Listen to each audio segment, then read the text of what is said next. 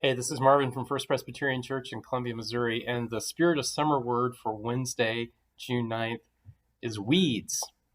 We've had a lot of rainfall here in the heart of Missouri for the spring, which means not only are the crops growing in the fields and our lawns are growing and our gardens are growing, but the weeds are growing too. Now, sometimes people disagree on what's a weed and what's not a weed, but I think the best definition for a weed is anything that's out of place where you are trying to grow something. So, if even though you can eat dandelion leaves, especially when they're young and tender, if you've got a bunch of dandelion where you'd rather be growing green beans, then those dandelions are weeds and they need to come out. If you've got a rose bush in your backyard, but you'd rather have some tomatoes growing there, then that rose bush is a weed. Get rid of it. Pull it up. Yank it out. A weed is something that's out of place. A weed is something that's out of place. Now, I looked in my Bible concordance for the phrase out of place. And it's interesting that in the whole Bible, which is a very big book, the phrase out of place only occurs once. And it's here in the New Testament book of Ephesians. It's in chapter 5, verse 4. Entirely out of place is obscene, silly, and vulgar talk, but instead let there be thanksgiving. So this kind of thought about the way that I communicate, and it made me think about the way that I communicate in a different way.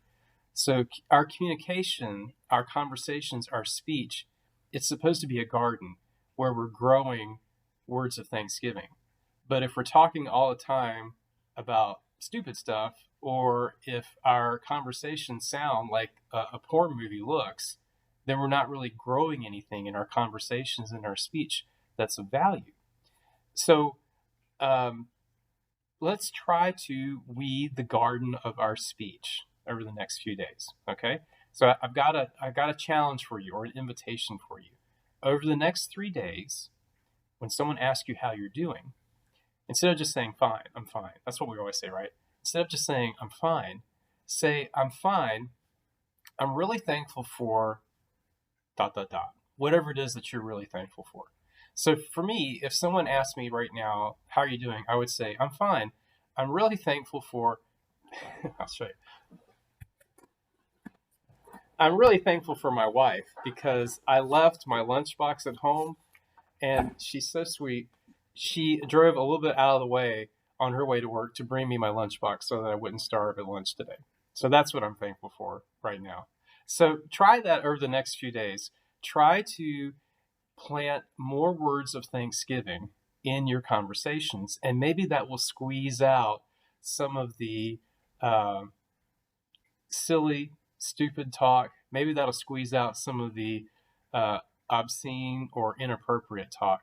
And before long, your conversation will bring you closer to God. As you talk about what you're thankful for, your spirit will develop a closer connection with God's spirit, and your conversations may well help other people develop a closer connection with God.